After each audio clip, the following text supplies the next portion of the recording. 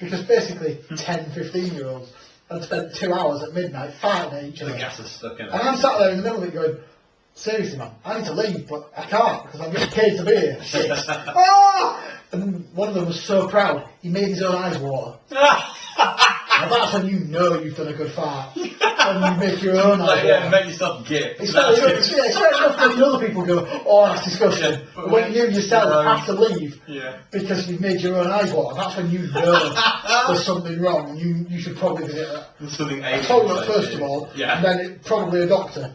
But yeah, they spent this entire night doing that. And it probably was one of the funniest things I've ever seen. Because they honestly spent an entire evening, when they weren't fighting at each other, arguing with me over who won the American Civil War. I had this kid, and I can't remember his name, but I can see his face. He was a tall, gangly kid. His brother was like the star quarterback of the football team, and he was the skinny little brother. Oh. So he had an arrogance complex about, well, I'm cleverer than you. Yeah. I'm 23 and about to become a teacher and all those things, and I was like, well, I'm sorry, but you're not cleverer than me. You're a fairly average 14-year-old. But okay. And he was adamant that America had beaten us in the Civil War. And I was like, right, I'm not being funny. Now, this is where my history... The American Civil War? Yeah. And the word Civil War... Wasn't a giveaway. No. Apparently, they kicked our ass in the Civil War. And I had to stop and say, right, I'm sorry lads, while your fighting has been funny, and yet also disgusting... It was your dad moment, wasn't it? I feel like I need to correct a belief that you have. And a couple of the kids were quite clever and they were sort of sat there going, is he serious? The Civil War was basically some English people fighting some English people over the right to be on their own. There were no Americans involved because that was the English people who won then were American. And that's the worst description of the Civil War. Yeah. I think you'll hear this week. I think we should have History Corner every week now. Do you mean the the American War of Independence? Possibly. Yeah. I probably do actually. Yeah, you're right.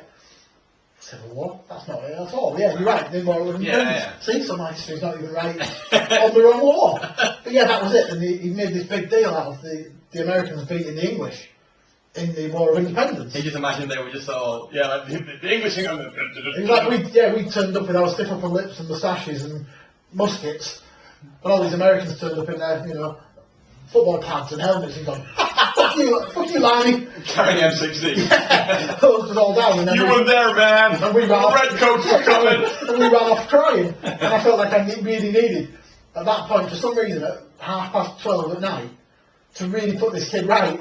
And I got really self-righteous about, no, you fucking moron. Some English people had a fight with some other English people. The ones who lost came back to England and just carried on with life as normal. The ones who won stayed and became the most arrogant people in the world. No, they weren't. We kicked your ass. And I was like, yeah, that's my argument done for me, isn't it? I don't really need to quantify that because you are one of those winning people. Because, of course, America was founded by the Romans, of course. It's always Obviously, I didn't know that at this point. I hadn't kept up with my Roman history. But yeah, it was just one of those things, and we spent an hour and a half properly chuckling. And it ended with this kid almost squaring up to me because I wouldn't accept that we'd had our asses kicked in a war between two sets of English people. And it just really made me go, honestly, do you know what? I've had enough, go to bed. Yeah. And I sent them all to bed.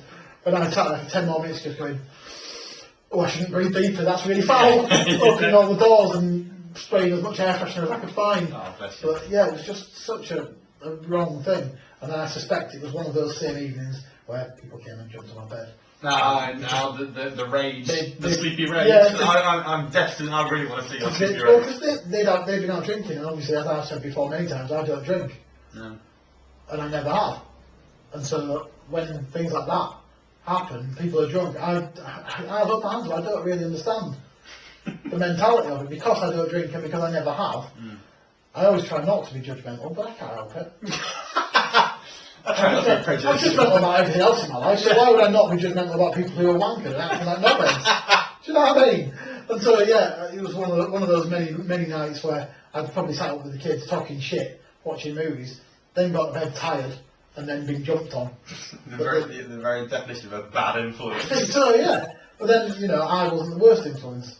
There are stories I will share at some other point because I feel they're a little inappropriate just yet until our... Is it the time you invited a bunch of prostitutes to stay up with them? Yeah, pretty much. I was like, well, you're 15. You that's no wanking, check these girls out. You're 15 now, happy birthday. No, I would never dream of anything like that. It was utterly professional. No, you wouldn't dream of it, but you'd make it a reality. Yeah, probably. You'd be dreaming of rage. Apparently waking up and chasing people around buildings, but not remembering it. Okay. Still, honestly, I was talking about that again today. That is a Jekyll and Hyde thing, isn't it? It is, yeah. Days, yeah. I think I just genuinely didn't wake up properly. No. Ever. Yeah, I've spent a lot of time with you, and I can guarantee I'm in quite a daze most of the time, yeah.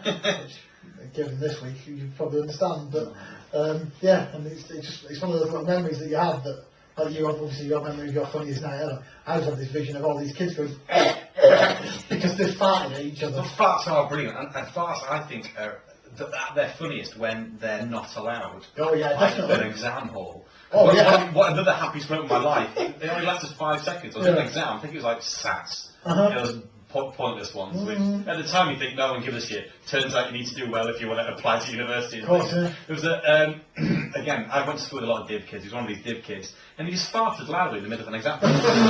Everyone turned and he went, it was him behind me. No one behind. There was an entire empty row of 20 seats behind him, and it was just that. It was him, and there was no one there. It's just the happiest moment of my life. That's beautiful. That is absolutely beautiful. That's sheer. But farts are funny. They are, yeah. And if we do ever get in power, I think will be it. Yeah, I think people should. Like YouTube's good. Yeah, you can put your kids on there. Your cat. Who gives a shit? Put farts on there. Constantly have a camera down your pants and record your farts because farts are brilliant. They are indeed. And I tell you what, if you like farts, you try living with a pregnant lady. Oh, she's gonna kill you. She never listens. She won't know that. But other people do, and they'll tell her. Oh, bollocks, yeah. Damn you, Facebook! Oh, yeah. Oh, dear. But yeah, so that was sort of our slightly tweaked new format. Slightly tweaked new format, yeah. If you've got any ideas about stuff we can do, we've got some ideas. Most of them involve burning books and farting. But yeah, let us know. Either email us at aurallyfixated@live.co.uk or just join us on Facebook, be our friend and send us a message on there. Or tweety tweetwoo. Which is Aurally Fixated, all one word. Yeah, and Aurally is spelled AURALLY, fixated. Alan wrote himself a song, so he was... I have to do it slowly, it seems like it's fun. But, yeah, hopefully we'll be doing some more of this stuff where we'll ask you questions and hopefully get some things to say. Get some feedback from you, the listeners, because you're the most important people in the world. Bollocks! I don't really mean that, Steve! I don't give a crap about any of them! Well, we've already established that, I don't. We've already established you hate everyone, especially people who download this. But I am Howard Mosley Chalk. I have still been Steve Shooter. I'm sure of that as well. That was episode 12 of Aurally Fixated. Bye, everybody! Bye-bye!